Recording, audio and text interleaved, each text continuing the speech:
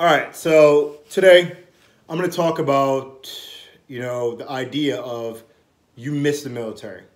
All right, you always hear people like, "Oh, you're going to miss it," and or veterans that get out, they're talking about, "Hey, I miss the military. I miss that, the chaos. I miss the the lifestyle." And there are parts that literally, after you get out, you do miss it.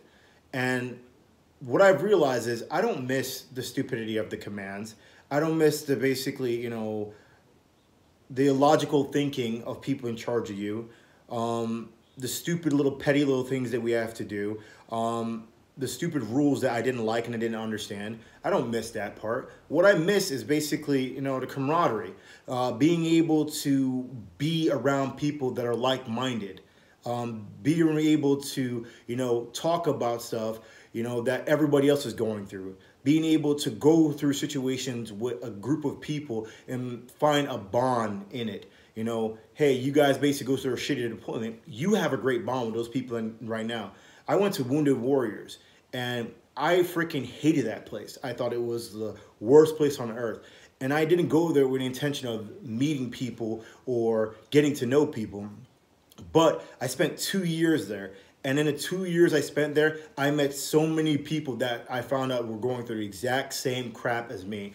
Struggling with depression, PTSD, struggling with family issues, hatred for the nonsense that were going on. And we were able to use that shitty situation to create a bond. And we were able to, talk about stuff, help each other out, and be there for each other. And, some of it blossomed into friendships. That's the way that military lifestyle is, because you literally spend every waking moments with those people. In a civilian world, it's a lot harder for you to do that because a lot of people, I don't have a job. I'm not working right now, but a lot of people go to their jobs and as soon as they get done with work, they basically leave and they go home to their life, and that's what they do. And for veterans, a lot of us, and I know for me personally, if I go to a job, I'm not going to be going out there trying to make friends right away. I'm going to go do my job and go back home because I want to basically leave that and come back home and just chill out. It was a lot easier in the military because you literally lived around those people 24/7. That was where you went every day. And it was a little bit more intimate. That's what I want to say. It was a little bit more intimate than like a 9-to-5 job. For me, I find it a lot harder to make friends because I'm not an outgoing person when it comes to talking to people and getting to know new people. I have my guard up right away. A lot of times I sit there and I judge people before they even say anything. I go to the gym and I work out and I see some guys and I hear that they're veterans. And, I've had very bad experience with veterans where basically when I was at Wounded Warriors, I saw Marines that basically served 6 months in the Marine Corps that got medically retired. Makes no freaking sense to me at all. Like, you didn't even do a full enlistment, but somehow you got medically retired. So when I hear veteran being used, I feel like it's a very loose term. And it really doesn't mean what people think it means. And in Connecticut, nobody really gives a crap that you're a veteran. It's sad, but it's true. Nobody really cares. And me, I judge people. I mean, if you look like a piece of shit to me, I'm not going to discuss stuff with you. I'm not going to talk to you. I'm not going to interact with you. If you look like a dude that basically, I could strike up a conversation, I might, but I'm not going to go out of my way to, initiate that conversation. And I think that stops a lot of veterans because, we have that mentality of we judge people instantly. We don't feel like basically we should put ourselves out there. We don't feel like, hey, I should get to know people.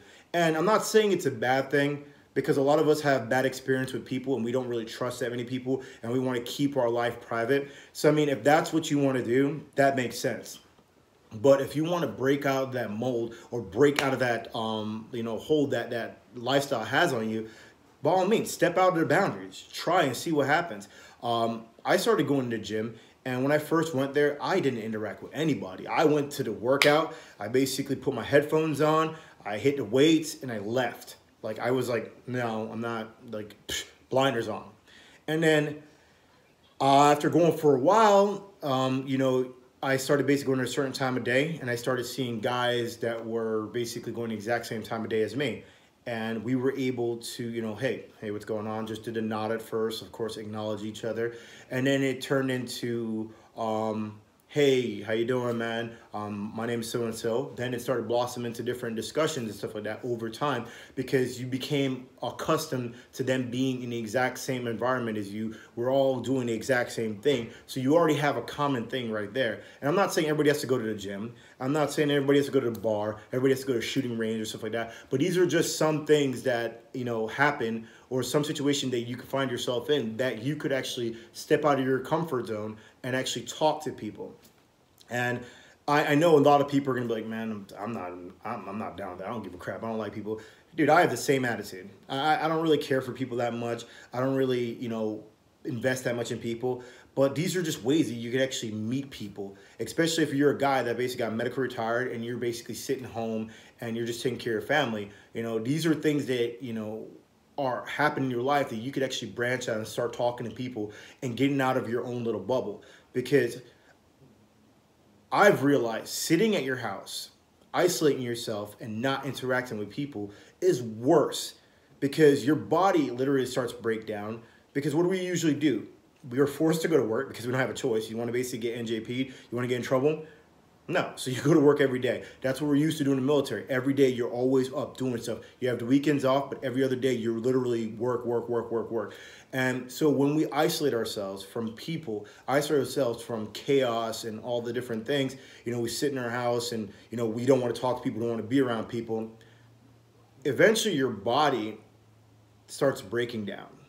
And I'm not saying I don't know if there's a science to it, but I've realized it, and I've talked to a lot of guys that have went through the exact same thing. Your depression kicks in, your body starts feeling like crap, you start feeling like crap, you get sick, you get worse and worse, and then eventually it just compiles on itself. Stressors, everything around you just basically implodes on you. And, going out, doing stuff like this, interacting with people, I'm not saying it's going to be easy. I'm not saying it's going to be smooth, but try it. I mean, if somehow it goes wrong, you could always go back to your house and isolate yourself. But if you don't try, you're kind of hindering yourself from growth.